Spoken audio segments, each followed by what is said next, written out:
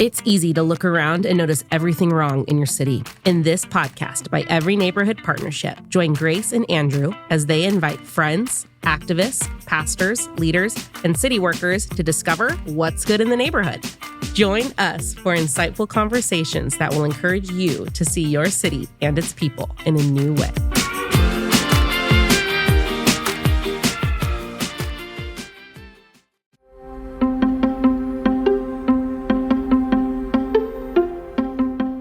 Hey, you're listening to What's Good in the Neighborhood. Today, in our Neighboring Practice series, Andrew and I sit down and talk with Kendra Devejian. Kendra is the CEO of Heartland Compass, a nonprofit here in the Valley supporting employers as they support employees. So they step into the mess and all the different systems that they have to navigate as employees so that they can show up to work as a whole person. Kendra talks to us about the practice of empathy, what it looks like to walk with somebody long-term, slowly, and to help them navigate all of the systems that we have to navigate as humans. We're really excited that we got to sit down and chat with her, and then also just the hope that she brings to the Valley. So stick with us.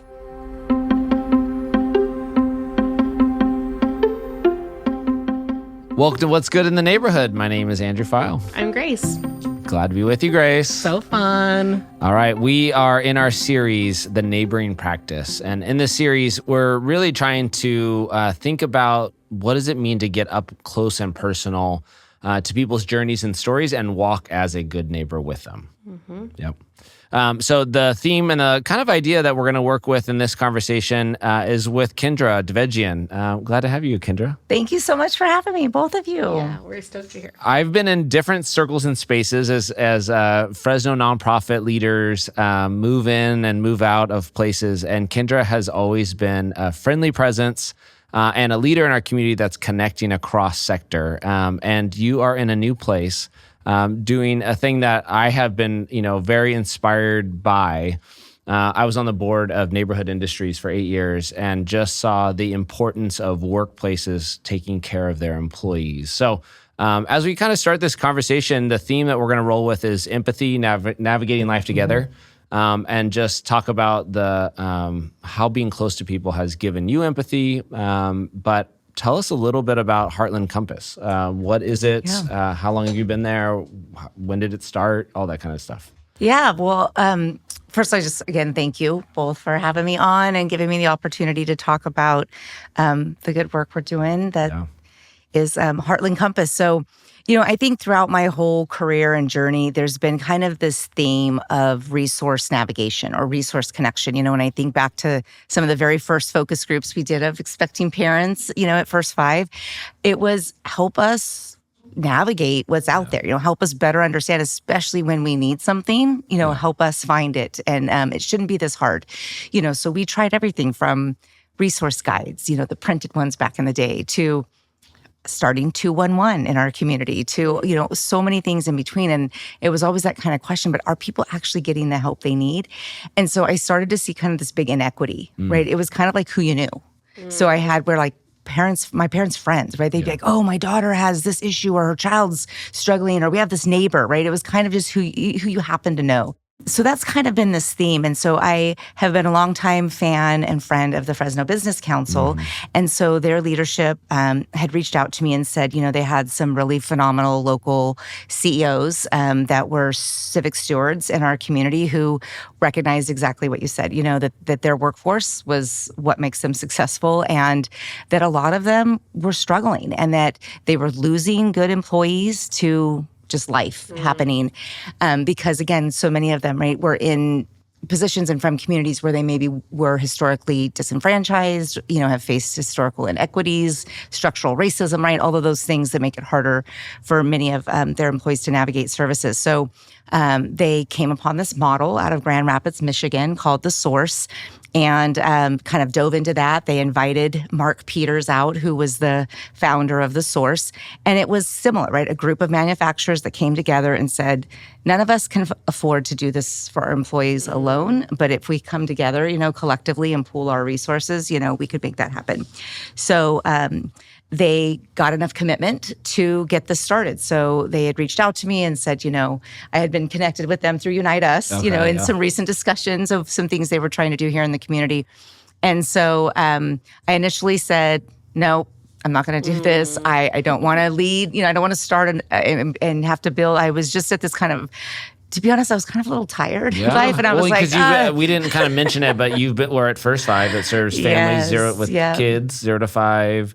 And then Unite Us, which does like a lot of social service navigation. So you've been in the space for a while. I've been in the space, right? Did a lot of policy advocacy work statewide at Children Now. So, our industry at times can take its toll, right? On your spirit, on your mind. But, being a person of faith, every morning I'm just like, God, put me where you need me. And so I feel like every time you tell the Lord, like, hey, I'm not going to do that, he's all, watch out, and so, I met with them. They said, well, you read the book. So Mark Peters, the founder, had written this little book about the source and kind of why he did it and really trying to encourage other business leaders to do that. So I read the book, and then they said, will you meet with 2 of the CEOs? And so I met with Mike Betts and Mark Ford. And again, just kind of a God thing. And after hearing their hearts, the 2 of them, and really, I've always said that my kids and my son in particular have kind of let me live the work. And he was always great at getting jobs, but not so great at keeping them. And because of life. But he had his own navigator. Right? And so to always think about, but what about those people that don't? And so as we left there, I was like, okay, Lord, I hear you. I got this. Looks like I'm starting a nonprofit. So they had named it Heartland Compass, and that was what they had. That and their initial heart and financial investments. So we have 11 businesses that are all Heartland Compass members. So they invest their own resources. And we essentially are a confidential, standalone resource available to their employees and their families. So we help from everything from, right now, as you can imagine, lots of immigration stuff, from DACA renewals, green card renewals.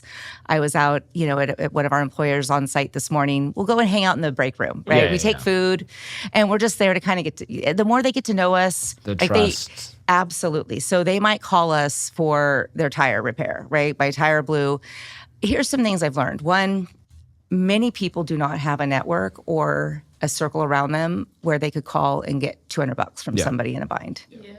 Right? Think about the number of people, each of you, right? If you called me and you're like, hey, I'm so sorry, but I got 4 kids and my engine's gone, right? I'd be like, hey, I'm not allowed to put on my credit card for you, right? I mean, we have that, but so many people in our communities don't have those people. They might have that team that can come help them move, or they'll be there to help them paint a fence, right? But hey, can I borrow $600 because my water heater just blew and I have nobody to help out. So Grace did a class this morning, and one of the things we were talking about is people think poverty is just about the lack of material resources, but when you ask poor people, the thing that is the most crushing for them is the relational poverty. Absolutely. The lack of the division, the distrust, that's there's not a circle of support. Absolutely. Which we take for granted. Yeah.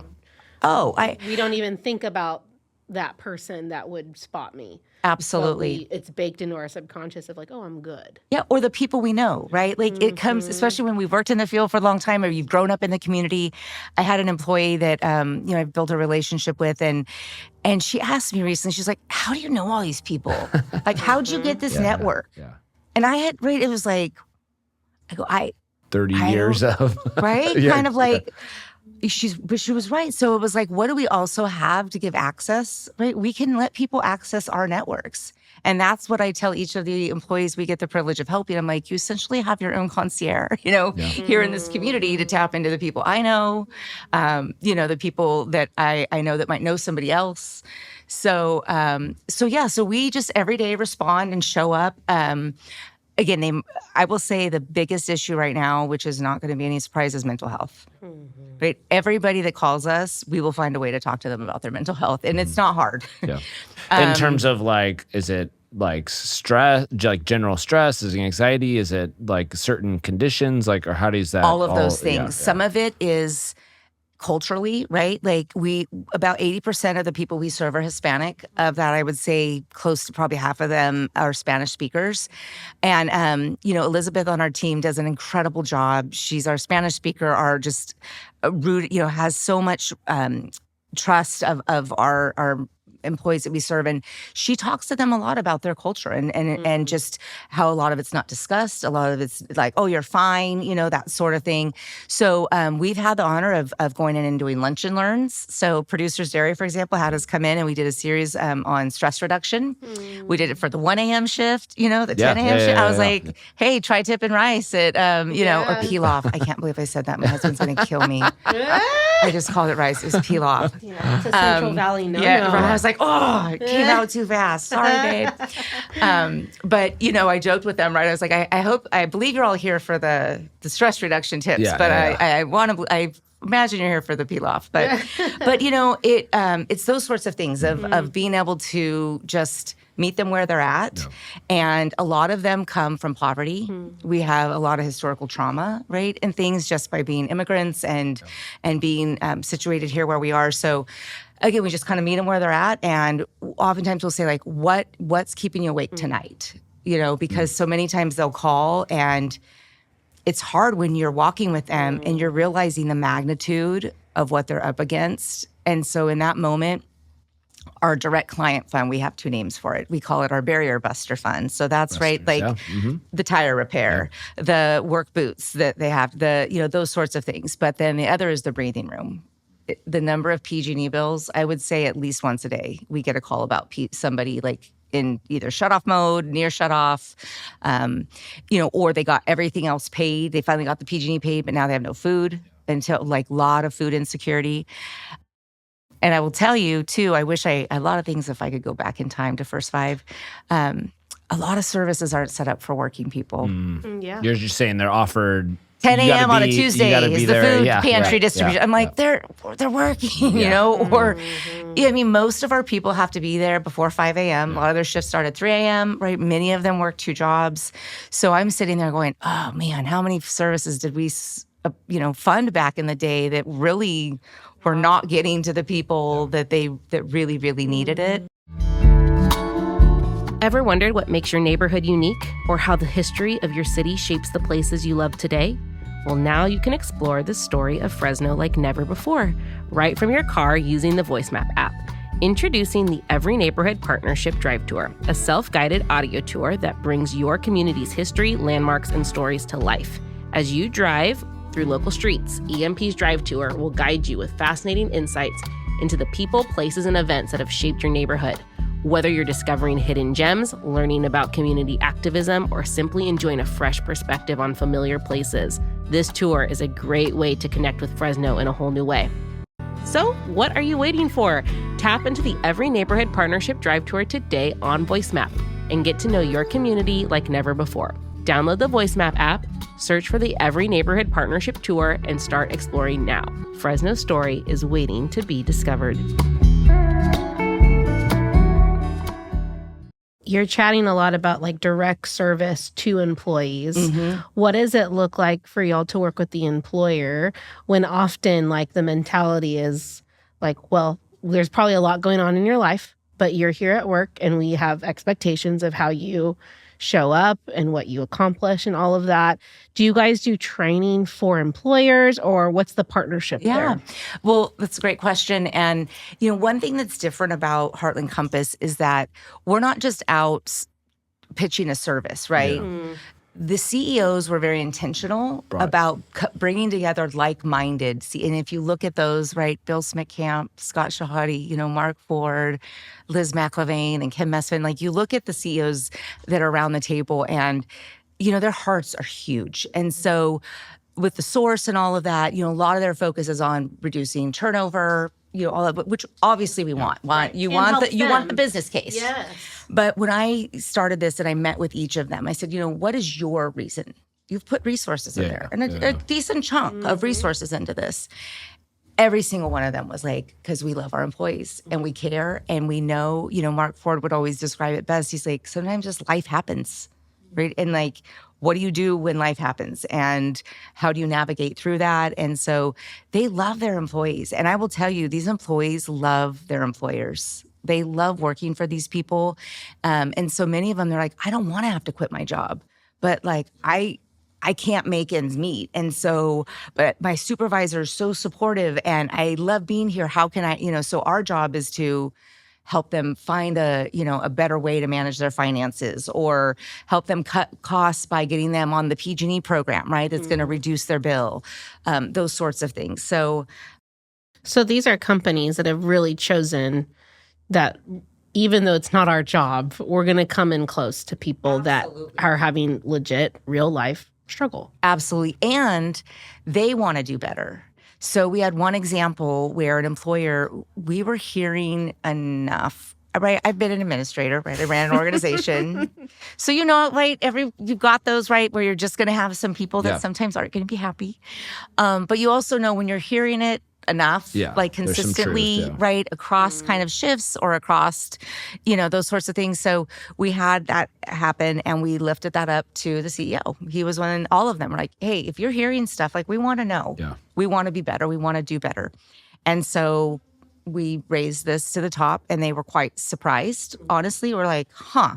Was that the instance? I heard you tell a story about like they were trying to do some Christmas time off or some time off, but it was like actually they're not getting paid doing that. Correct, right? Okay. Yeah. And so there was like, because this person was making those decisions and some things, and so when they did a full investigation, the person ended up being let go, and this was one of their top administrators.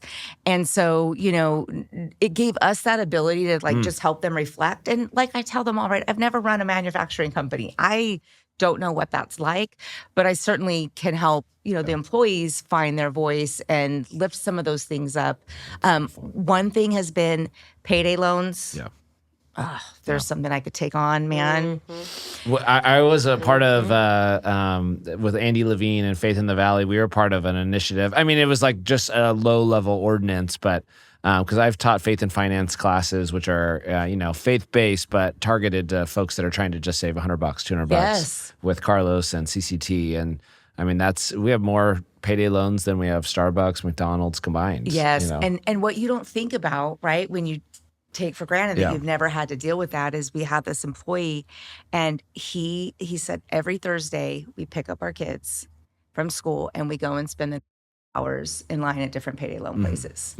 Right. Yeah, so it wasn't just like the money. Yeah. Like, think about the time. And he had 2 children on the spectrum that were like, he's like, the stress, right, of the whole family having to spend all these hours. So some of them, like, so we've been educating, right? The CEOs, some of them had no idea that this was happening. And so 2 of them that we know in particular were able to switch on with their like payroll companies to do where you can get an advance, like on paid earned earnings, which, right, it's something small, didn't cost them anything, but they hadn't even thought about it before. Yeah. But once they knew better, and they were like, how can we be part of the solution to keep our employees from, having to resort to these things, right? And everybody, it is like, well, pay them more. But it's like, now that I've been on the business side enough, right, it's a thing, and it's a model, and many of our employers do pay, higher than average wage, but stuff costs a lot, so. I think as you have really like sat in this system, I mean, I want to get at one, how even you mentioned the like tiredness or the burnout. So one, how do you even do that still? Because I think our podcast reaches people that care. So they're often already engaged, serving, volunteering, working in a field where they are trying to be those people. So how do you take care of yourself in this new role? And how, like, even as a team, how do you foster that with your staff? No, good questions. Self-care obviously is super important. And I think through age and time, and just a change in era. Like, I think back to even some of my time at First Five, and I have apologized to my team. I'm like, I know that we were a little over the top at times with not having good work-life boundaries, which can happen in this work, right? Because you feel like at the end of the day, if I don't make this callback or this client doesn't get connected, and like someone's not going to eat tonight. So I think part of it has been recognizing what I can control, and that we can only, do so much, and we can only meet people where they're at, and that, just having to kind of constantly remind myself of that. I will say taking time off, I have, though we do have the kind of work I can't fully be checked out, but I certainly can go away and still be available by text, or phone if need be, to make a transfer or to send that cash app or whatever. But, giving myself that time, because I have, I think, aged enough that I can recognize that when I'm burnt out and when I'm defeated, that it's hard. But I also put a lot of faith in God. My grandfather always said you can't outgive God. And so there's times where it's like our bank account is on fumes and I'm like so stressed because, the needs are so big, especially towards the end of the year, which of course is when your funds are low, but it's always worked out. And so I think part of it is certainly my faith. But also I see it's a privilege, when I get to know these people and they call me just to tell me like about this win they had, or I see them, like I saw today we were out at Bet's, and seeing one of the employees we've gotten to know and supported. And he looks like a different person, and they always make it a point to come. And I've made like, they care about me too, right? I share openly about some of the challenges I have, myself with mental health and my son with his addiction. And they always will ask, how's Logan? And so it's just been an honor too. I think part of that, right, is feeling like I get this privilege to show up with these people, to walk alongside them every day and be the person that they trust enough to share these parts of their lives, right, that in some cases are sometimes of their own doing, where I can say, hey, I've been there. Like I've had those months where I just got out of control with spending and we're here to help rein it in and like what can we do next and just all of that. So I feel like that's kind of how I have been able to stay, and again just trusting God, right? Every time I say it every single morning, put me where you need me and please equip me with whatever I need to show up for that, so it's so interesting how we talked about this too this morning of like walking with people in their mess sounds exhausting, but is often more invigorating than we give it credit for. Absolutely. Yeah. And especially, so many of our employers are second chance employers. So they have, a lot of the employees we get to walk alongside have had their own journeys of struggle and addiction and recovery. And so they're so grateful, they're just that to see their resilience and their positivity of like, we just thank God every day. And it's been cool to get to see that too. As you so you have 11 employees, or 11 companies that are partnered with Heartland Compass. How many companies are in like out of the ecosystem of the county? How many are like that could work with you? And you guys are open to other partners, like they're trying to grow those partners, or you're kind of like, no, we can only do a certain amount, or so when we first started, we were like, we got to figure this out, right? There was the source, but other than that, there wasn't a whole lot of models about how do you bring services. Especially for me, I have to often remind myself they are businesses. Like being the social service person, right? And seeing the opportunity. I'm like, we could bring this in and this in. And I'm like, okay, rein it in, Kendra. Like they are running a company, But I think that I will say two ways I'm trying to grow. One is that I'm trying to partner with more nonprofits because we recently we used the 2024 data. We had them all submit essentially kind of like their census data so that we could see across all these employers, who do we have access to? The zip codes, right? The ethnicities, all of that, so that it's like, hey, EMP, you're trying to reach people in the 93706 zip code. Like, I got you, And because we have direct access to them. We have wonderful relationships with our HR teams. So when we find out about resources or that people are, organizations are trying to recruit participants for something, we can easily get that sent out. So one is, really trying to get more nonprofits to say, hey, we're here and we don't need any money for that. It's like, if you're working on a grant and this is who you're targeting, we got you. We already have people. And like we can easily get them plugged in.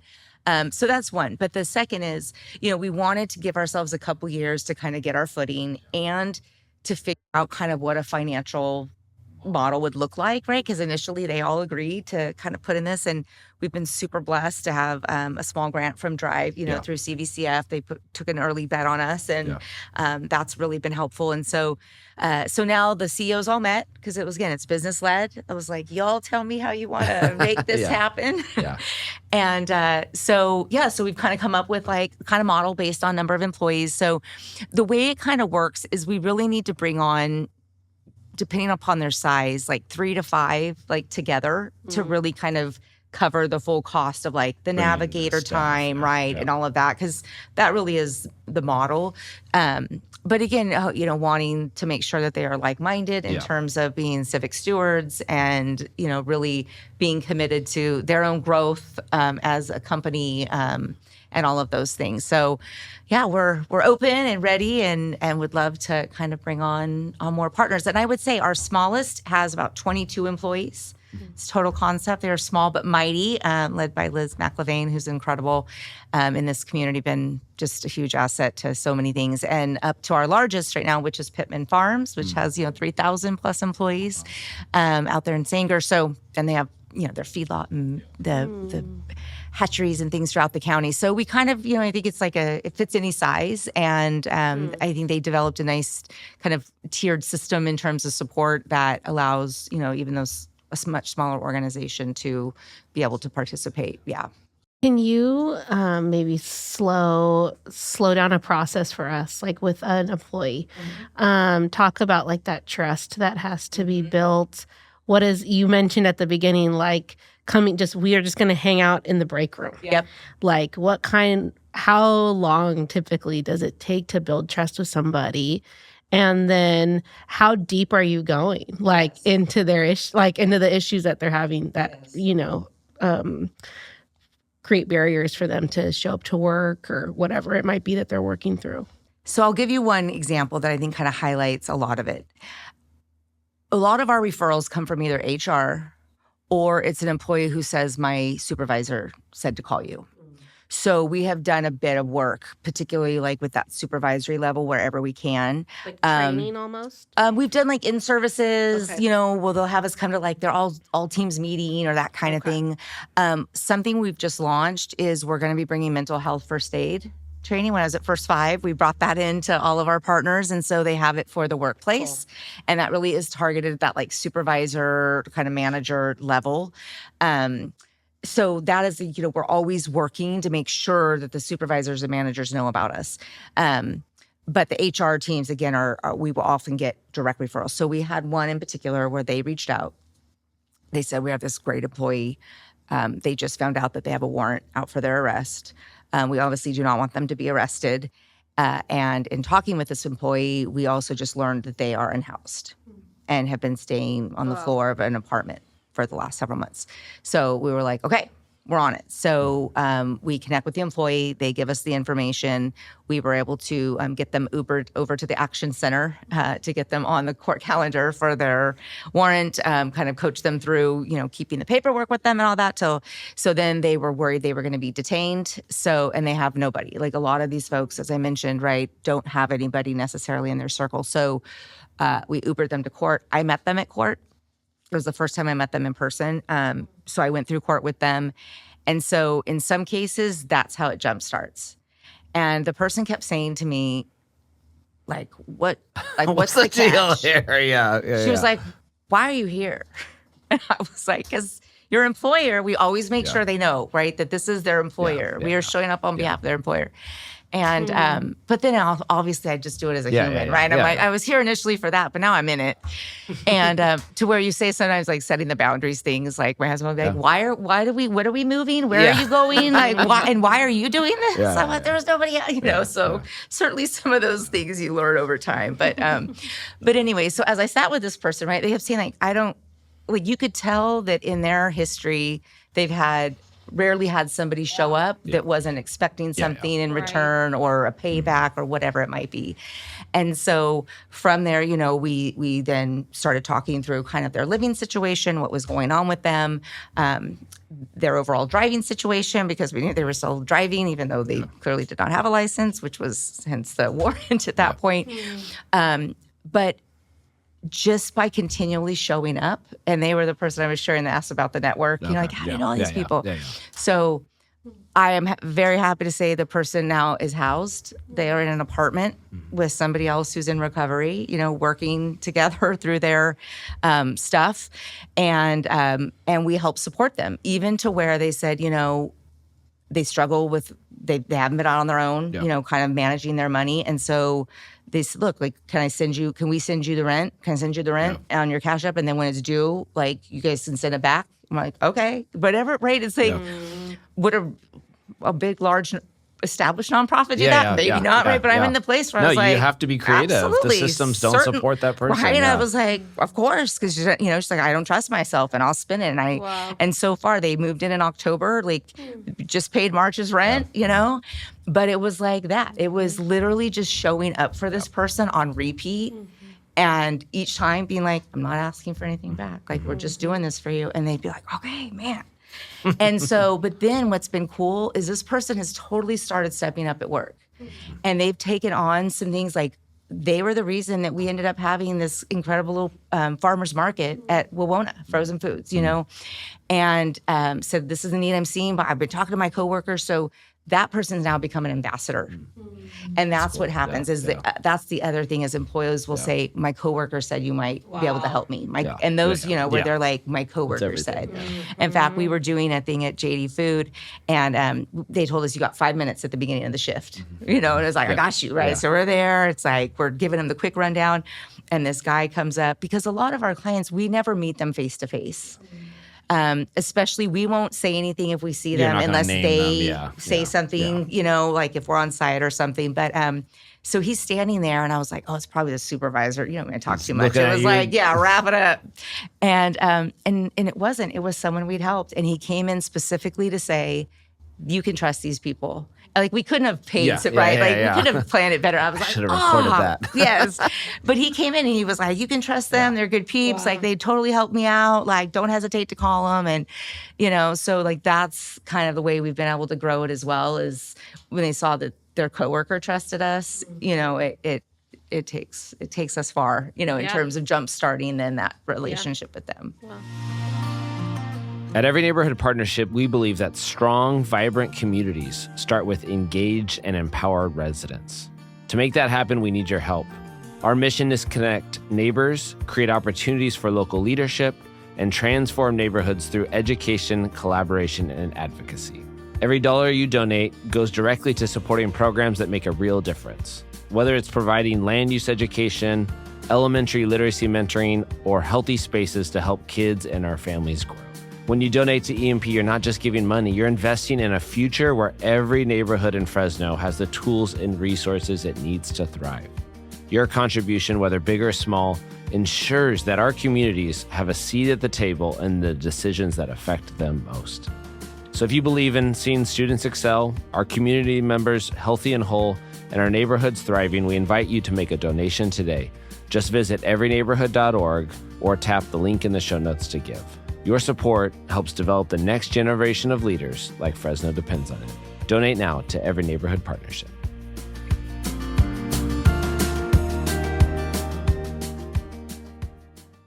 As you look across the ecosystem of Fresno, what do you wish was just true for our businesses? What do you wish was true for our employees? Like, what is the thing that you're just like, man, I dream of the day where this.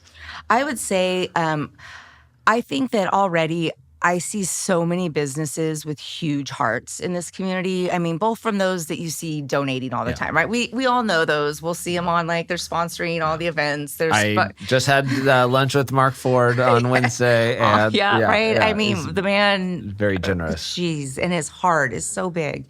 So I would say definitely more Mark Fords out there, more Scott Shahadis and Liz's and Kim's. And that's what we're trying to do with the Fresno Business Council, really, right? Is Heartland was born. We are powered by, as we say, the Fresno Business Council. And so I think, because you're even setting a vision to say this could be how you operate as a company. So, absolutely. So what we're trying to do is kind of use Heartland as like this kind of testing ground and then lifting things up to say, to the broader business community, here's what can work. And here's how you can do both and. Because if you think about it, we spend most of our adult life at work. And so, the more that they are willing to be conduits, to their employees being able to access services and supports that are going to make them better employees as well. I mean, I think back when my son was in the midst of the depths of his challenges, I was not a good employee at that time, right? It's hard to show up and be locked in when you're just your whole world's a mess. And so being able to have employers, that are coming alongside their employees in that way and being like, hey, we recognize that there's these challenges, and so we want to be part of the support.